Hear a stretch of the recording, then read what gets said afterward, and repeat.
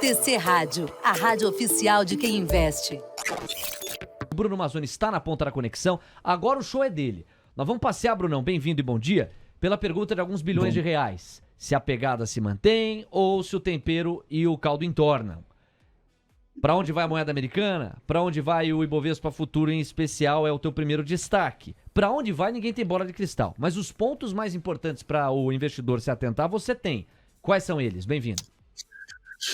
Vamos lá, Léo. Bom dia. Bom dia para vocês todos aí do estúdio. Bom dia para quem nos acompanha no YouTube. Eu vou começar com o índice Bovespa, começar com o contrato futuro aqui do dia, pessoal. Tem rolagem de contrato, então essa pergunta que o Léo fez é aquela bem fogueira mesmo, porque hoje tem rolagem de contrato. O que eu acho que vai acontecer no intraday, pessoal?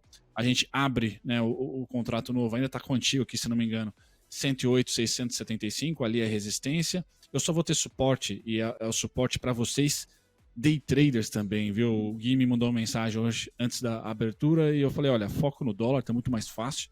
Fica assistindo de pipoca, pelo menos a primeira hora ou as 2 primeiras horas aí do índice, pessoal. Por quê? Só tem suporte no 107,480, tá? E depois a gente vai aqui para o 107,305, 106,435. Ótimo ponto de pullback, de retração para o índice Bovespa. E os pedágios, pessoal, a partir dos 108,675 são diversos. Tá? O principal deles, outro ponto místico, lá depois do 102,915, do 104,40, a gente vai para os 111,250. Ali, se o mercado continuar com toda essa euforia, é o primeiro ponto de parada forte que o índice Ibovespa tem futuro. Então, eu não olharia para vendas agora e eu esperaria, para quem opera day trader, a região dos 107,480, 107,300, a primeira, e depois 106,435. São as duas regiões que eu me prepararia pensando em sardinha, né, pensando em pessoa física, o mais interessante. Na parte quantitativa, muito importante observar aqui que o market breadth sai de sobrevenda, dá a compra quantitativa, como a gente falou, tá? E começa a invadir aqui a parte de sobrecompra, mas tem fôlego ainda, pessoal. A média que eu mais olho do market breadth, tá, é a média vermelha, que é de 200. Então tem ainda bastante chance de você olhar, da gente olhar aí para o índice Bovespa nessa meiuca de abril, tendo um objetivo positivo. O gráfico diário, eu separo aqui as duas principais regiões, tá? A 102,915 aqui sendo o principal suporte deixado para o mês, tá? E os 109, 110, 111,055, e aí sim finalizamos aqui no 111,250, 111,280, para mim ali é a região mais importante, e com uma quireirinha ali em 113,220. Vamos alongar mais um pouquinho, dizer para vocês que o IFR não está sobrecomprado ainda do índice, e quando a gente olha para um histórico super amplo do índice Bovespa, pegando lá a crise das .com, do primeiro governo Lula ali em 2000 a 2002, 2003, passando também por 2006, pessoal, o comportamento das vendas é o mesmo. Quando eu falei para vocês lá que a partir do 102 daqui a gente pode ter desconto no Ibovespa futuro, né? O Ibovespa Cash é um pouquinho mais acima, tá? Esse tipo de comportamento de preço pós 102, tá? 102,915, essa região de preto aqui, é quando o dinheiro gordo está entrando para o Brasil. Tá? A gente passa alguns meses, algumas semanas abaixo, mas depois o movimento é explosivo para cima, a narrativa muda, é bem aleatória, é bem caótica, mas o comportamento ele rima, tá? Então tem que tomar cuidado quando que podemos ter um novo encontro com os ursos aí. Na minha opinião, o 111,250 ali é o principal pepino para quem está olhando aí com muita euforia para essa alta. O dólar agora, Léo, falando rapidinho para você, 50,24 problemaço para vocês comprados. Se romper, pessoal, para os 50,29, para os 50,32, oportunidade de venda. Tá? Agora, principal venda mais bacaninha aqui, 50,47. Tá? Mas é um grandíssimo problema essa semana. Tá? Os 50,24 aí para os comprados, 50,29, 50,32. Depois do fechamento de ontem, das últimas horas aqui, mostra que tem venda ali já. Tá? Não vai deixar nem suspirar. Tá? Qual que é o alvo? 4,994, primeiro alvo, 4,962,5 e o mais forte por contrato, tá? 4,927,5. Léo.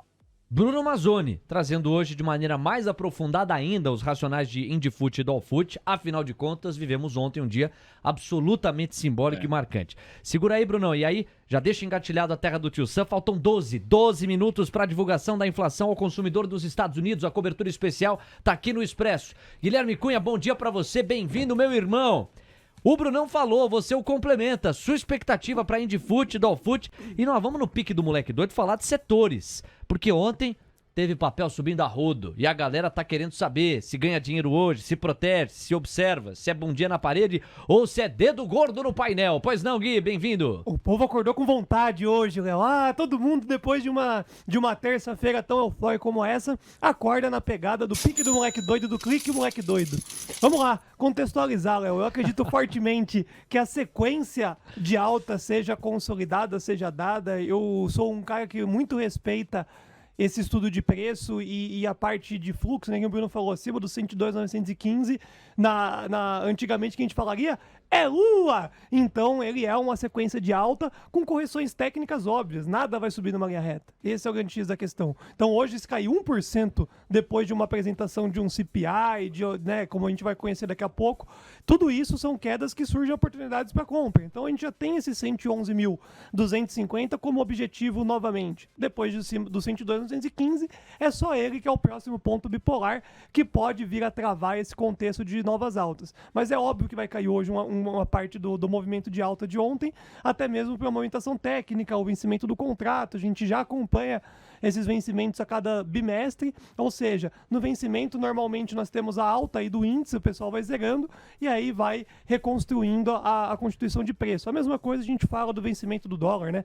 Quando vai vencer o dólar, aquela semana ele perde um pouco mais de força e na rolagem já faz mais de um ano que ela está sendo vendedora. Então, índice para cima, dólar para baixo, esses são os devidos viés, e no meio do caminho, em meio aos dados econômicos, muito provavelmente essas prováveis correções de queda no índice, uma altinha no dólar, são muito bem-vindas, até mesmo pelo contexto desde a semana passada. No pique do moleque doido, me passa a bola que eu chuto pro gol. Então chuta e faz, viu, Gui? Pelo seguinte, ontem nós tivemos, eu vou permitir ao Coleta um destaque mais amplo setorial.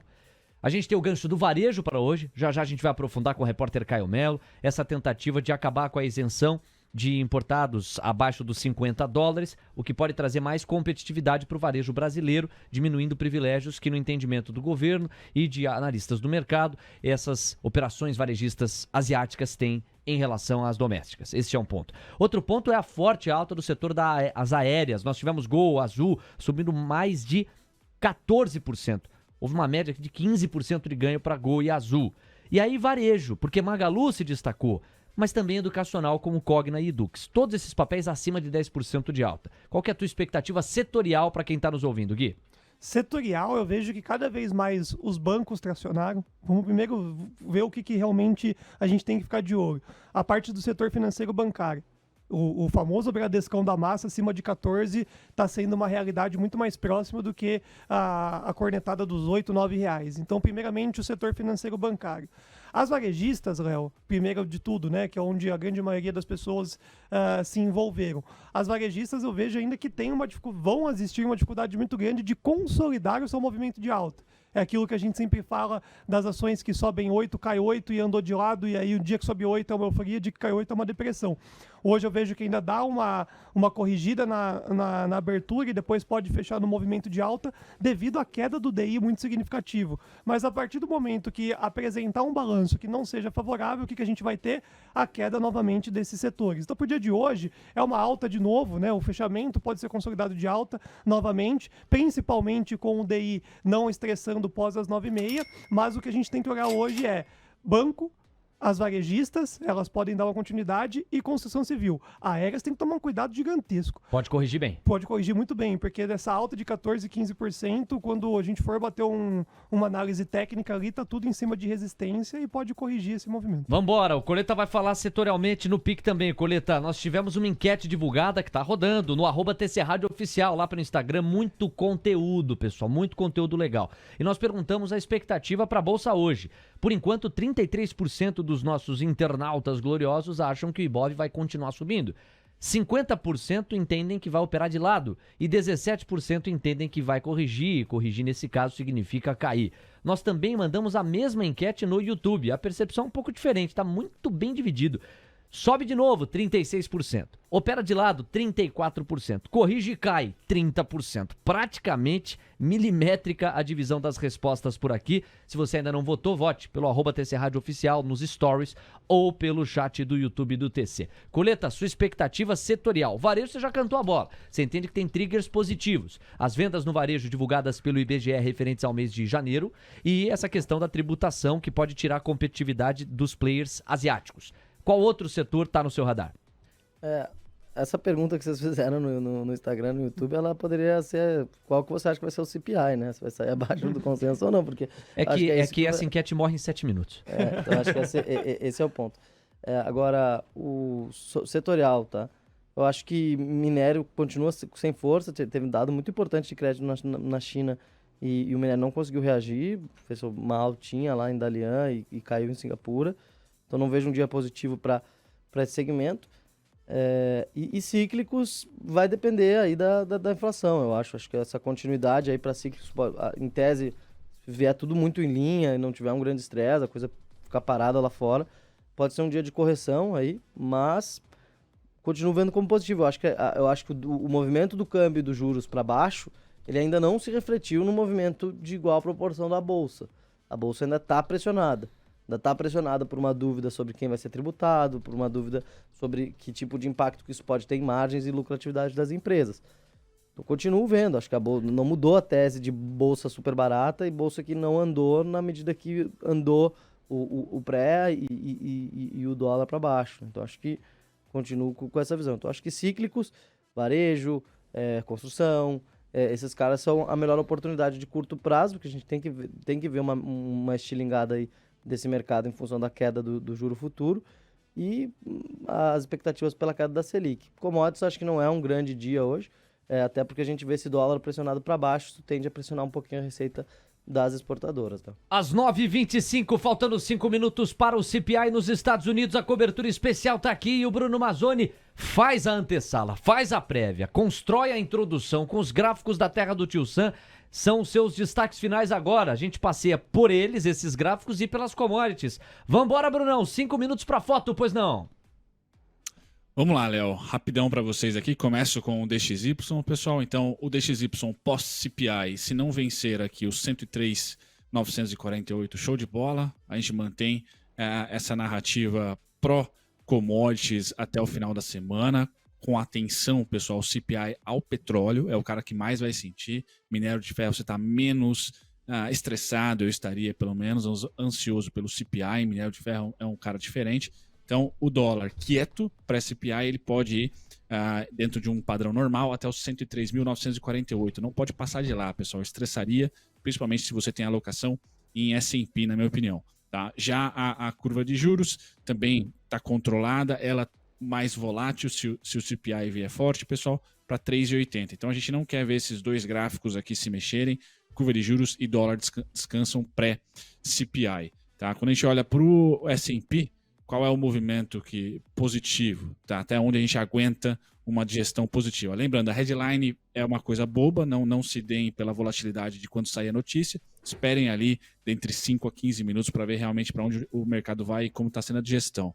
Tá? 4.078 suporte, 4.223 é a resistência para o S&P, tá? Pós-CPI, pré e pós-CPI. O petróleo, pessoal, S&P com a digestão positiva, tá? Vem até o 87,44, 88,94, 91,43. Por isso que é muito difícil vender Ibovespa hoje. O petróleo sem o CPI, pessoal, tem essa tendência para mim. Agora, se vier azedo, pessoal, a queda vem até aqui, ó, até o 80,18, 76,93. Essa é a commodity mais sensível ao CPI no meu ponto de vista, tá? Então tem que esperar o dado, obviamente. O minério não. O minério está bem acomodado entre 111 e 113, pessoal, pré e pós-CPI, independente do price action que ele for performar, eu acho que é a oportunidade aqui de você comprar, tá? Depois de toda uma queda aí de algumas semanas, para trading é uma oportunidade bacana para o minério de ferro. Não acho que ele vai segurar o ano inteiro essas faixas aí de 113 e 120, vai ceder. Mas para abril, interessante aqui 111, 113, tá? E qual que é o único alvo? Viu o op de cima aqui, $128. Léo. 9h27, Bruno, super obrigado. Até mais tarde. Quando no mercado à vista, você vai ter muita clareza da digestão do mercado a respeito do CPI. Até mais tarde. Valeu, Léo. Até daqui a pouco. TC Rádio, a rádio oficial de quem investe.